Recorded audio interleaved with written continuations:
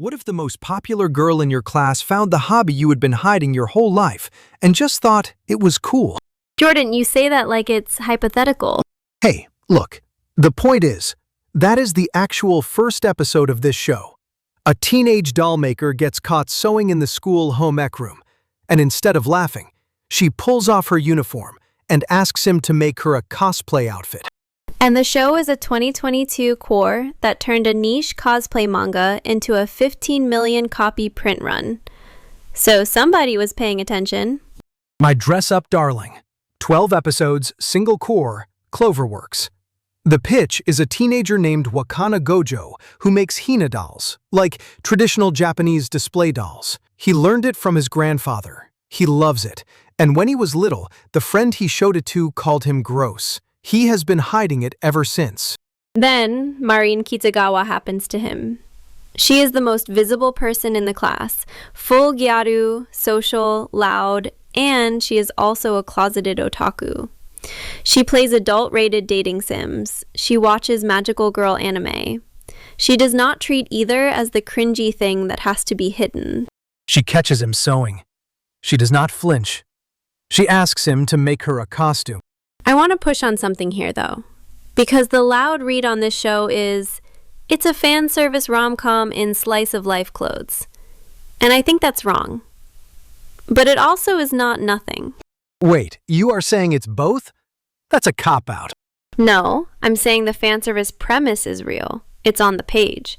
The thing the show does, the thing the director's choices keep doing, is reframe it.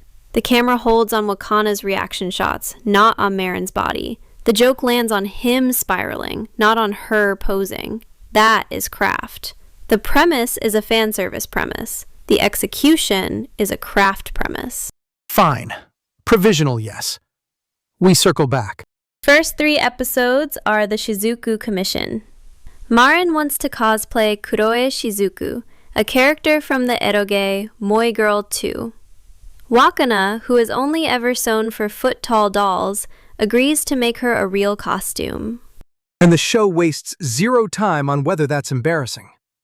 Episode 2 is the swimsuit measurement scene, which, Alex, this is your test case, right?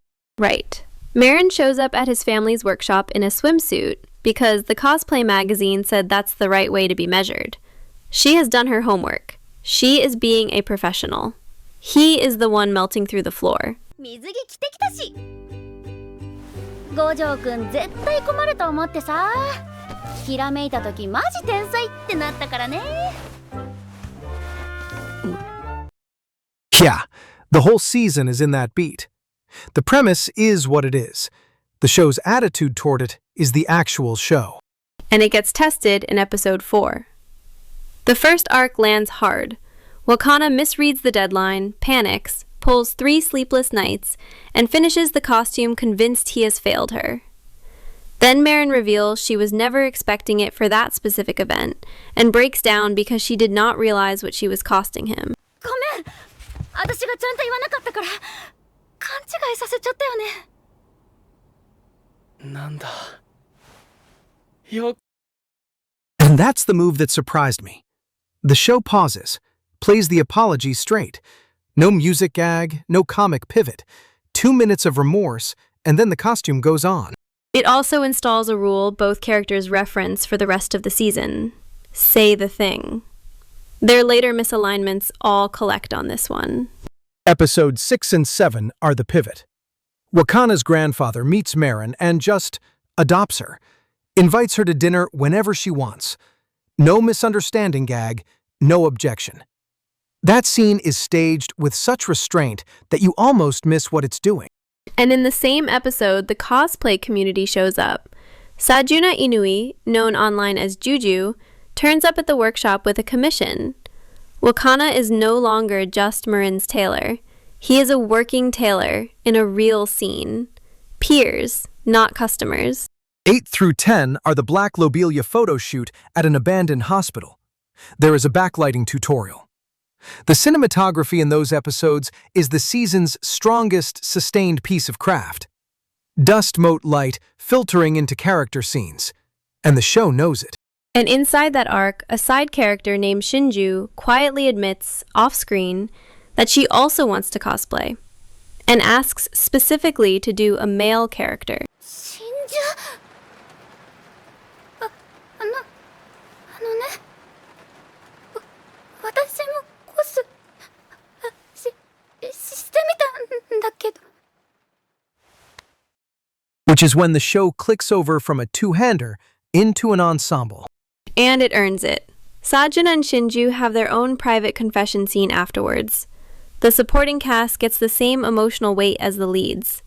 That is a thing a rom-com does not have to do.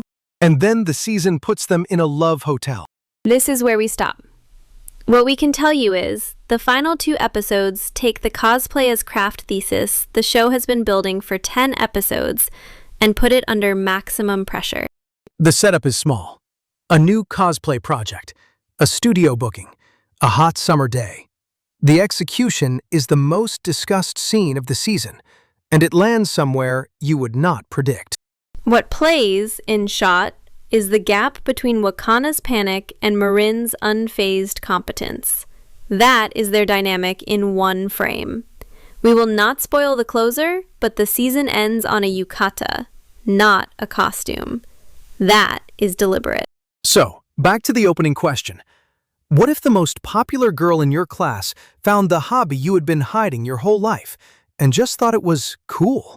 The show takes that premise more seriously than it has any obligation to. It treats hina-doll tailoring and cosplay tailoring as the same craft. It treats Marin's gyaru aesthetic and Wakana's hina-doll aesthetic as both being real expressions of self. And it never, not once, laughs at the niche thing being a niche thing. That's my answer to your earlier pushback, by the way. The fan service premise is real. The execution refuses it. If you want a rom-com that actually believes its own premise about niche hobbies being worth caring about, this is the one. The early episodes argue the show. The love hotel scene is the one to send your friends. And the festival closer in episode 12 does something quiet and pretty that we are not going to describe here. Watch episode 1. If the home ec room scene works on you, the next 11 will too. That's the season. Thanks for hanging out. Well, see you on the next one.